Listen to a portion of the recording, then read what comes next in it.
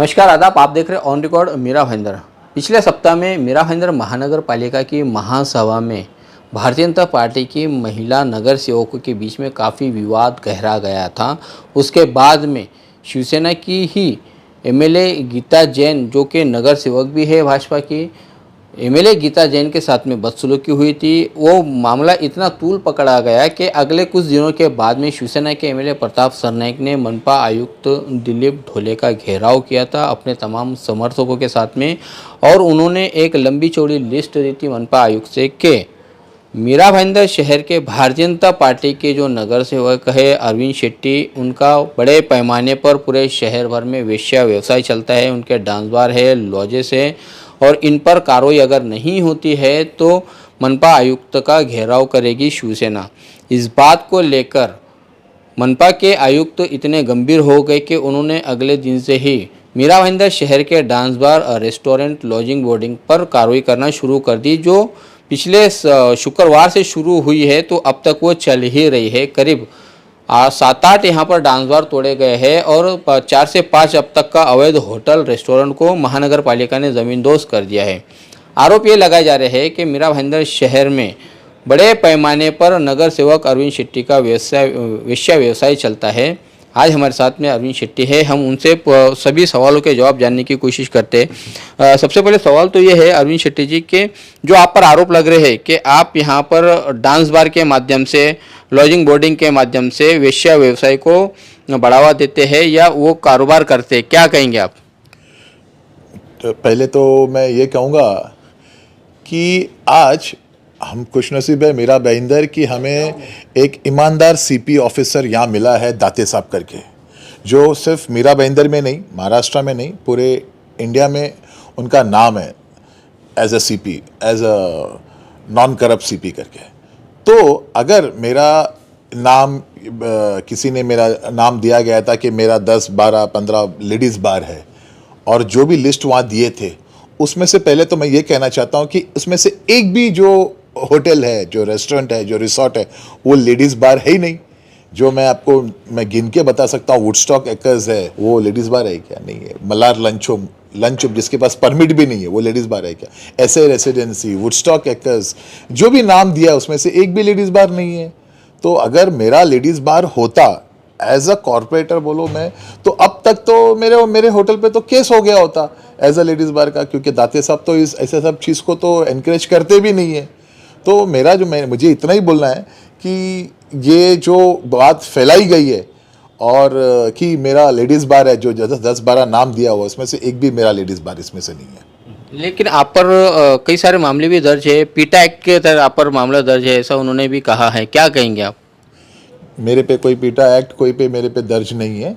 तो अगर लोग बोलेंगे क्या क्या बोल देंगे मेरे बारे में, जबकि ऐसा बताया कि 11 लेडीज़ बार मेरा है, तो मैं बोलने में अभी क्या है? मैं तो जो लोग जानते हैं वो जानते हैं।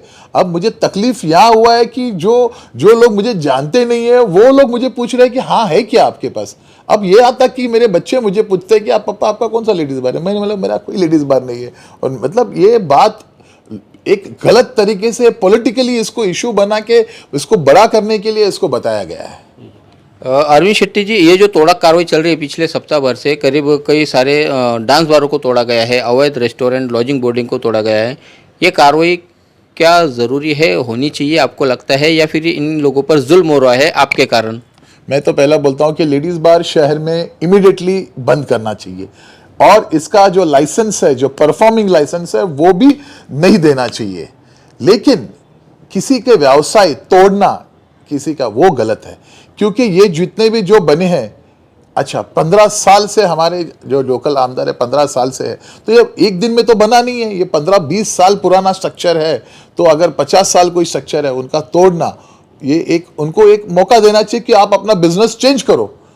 बाकी उनका स्ट्रक्चर तोड़ना मेरे हिसाब से मुझे लगता है कि गलत है। मतलब क्या आप मानते हैं कि महासभा में जो भी हुआ था वो आपके विषय को लेकर ही पूरा मुद्दा गर्मा गया था, और अब उसी का ये नतीजा तमाम होटल इंडस्ट्री वालों को, डांस बार लॉबी वालों को, जो है कि उसका नतीजा भुगतना पड़ रहा है, उन्हें नुकसान उठाना पड़ रहा है आपके कारण? नहीं, ये टोटल गलत पिक्चराइज किया गया था। जो पॉइंट था 13 नंबर का, जो मेरा पॉइंट जो था वो खत्म हो चुका था। लेकिन जैसे दूसरा जो 14 नंबर 14 नंबर जो अलग विषय पे जब चालू हुआ था, उस वक्त मजाक में गीता जैन ने कुछ मेयर को कुछ बोल दिया और वो सब्जेक्ट को लेके हमारी एक नगर सेविका भड़क गई और भड़कने के बाद वो कुछ वहाँ से उन दोनों के बीच में कुछ गलत बातचीत हुई। लेकिन हमारी महिला वो भी हमारी थी, पहली बीजेपी से कॉर्पोरेटर थी, उन दोनों के बीच में मिसअंडरस्टैंड बातचीत कुछ गलत शब्द से शुरुआत हुआ और वो चीज़ बड़ा हो गया और बड़ा होने के बाद मुझे लगा वो ख़त्म हो गया। जब मेरा सब्जेक्ट अलग था, उनका सब्जेक्ट अलग था, लेकिन बाहर आने के बाद उनको पता नहीं उस दोनों को एक कर दिया और एक करके गलत लोगों के बीच में पिक्चराइज कर दिया कि कैसे अरविंद शेट्टी को 12-13 लेडीज 12 ऐसा बोल के उसको गलत इस्तेमाल से कर दिया। अब इलेक्शन नज़दीक आ रही है, तो ऐसा करने से अगर उनको लगता है कि उनको फ़ायदा है तो लोग करें, मैं क्या बोल सकता हूँ। अरविंद शेट्टी जी, जो अभी इस वक्त महानगर पालिका कार्रवाई कर रही है, तोड़क कार्रवाई, लगता है आपको क्या सही हो रहा है शहर में काम? पहले तो इलीगल आगे बनने को देना ही नहीं चाहिए और जहाँ तक है मैं बोलूँ कि डोले साहब अच्छे काम कर ही रहे, वो तो इलीगल को बढ़ावा देते भी नहीं है और वो साफ भी कर रहे हैं डोले साहब और मारुति गायकवाड़ साहब, तो मैं तो बोलूँगा कि अच्छा काम कर रहे हैं वो लोग। आपका और एमएलए प्रताप सरनाईक का कुछ आपसी विवाद है, कोई ऐसी पुरानी रंजिश है कि जिसके चलते आपके ही ज़्यादातर होटलें तोड़े गए हैं, आपको ही ज़्यादा नुकसान किया जा रहा है? कुछ तो ऐसा होगा मामला कहीं ना कहीं कि जहाँ पर ये इस तरह से जो है कि अब आपको नुकसान पहुँचाया जा रहा है। पहली बात तो मैं प्रताप सरनाईक जी के किसी भी नज़दीक भी उनके बराबर का नहीं हूँ और मैं पता नहीं उनको कुछ मेरे ऊपर मिसअंडरस्टैंडिंग है, मैं इतना ही बोलना चाहता हूँ। इससे ज़्यादा मैं बोलना भी मैं बहुत छोटा हो जाऊँगा, गलत हो जाऊँगा। एक आखिरी सवाल का जवाब दीजिएगा कि अभी कुछ अफवाह उठी थी कि कुछ लोग जो होटल इंडस्ट्री से है या डांस बार लॉबी से आते हैं, इन लोगों का एक डेलीगेशन ने एमएलए प्रताप सरनाईक से मुलाकात की थी और फिर जो एक वहाँ पर सॉरी वगैरह भी उन्हें बोला गया है कि भाई आपकी अरविंद शेट्टी की वजह से हम लोगों का भी नुकसान हो रहा है और फिर बाद में सेटलमेंट हुआ है, ऐसी अफवाह है, क्या आप इस बारे में जानते हैं? नहीं, ऐसा कुछ भी नहीं है। असली में ऐसा है, ये बहुत सारे होटल वालों लोगों ने अपना लोन लेकर अपना सब कुछ, ये 2 साल में कोरोना के काल में बहुत कुछ नुकसान उन लोगों ने सहा है, तो उन लोग बहुत सारे लोग कर्जे में डूबे हुए, तो वो लोग हो सकते हैं ऐसा कि मैंने भी सुना है कि वो माफ़ी मांगने गए होंगे अगर कुछ ऐसा हमसे गलती हो गया होगा।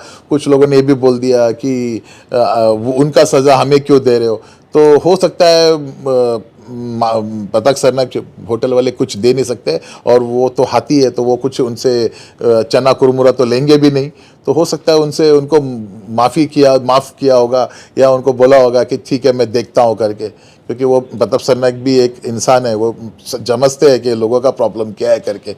इतना ही मैं बोलूँगा। धन्यवाद हमसे बात करने के लिए। ये है भारतीय जनता पार्टी के नगर सेवक अरविंद शेट्टी, जिनका एक रिजर्वेशन की जगह का मसला था जो महासभा में गूंजा था और वहीं से इस पूरे मामले की शुरुआत हुई थी।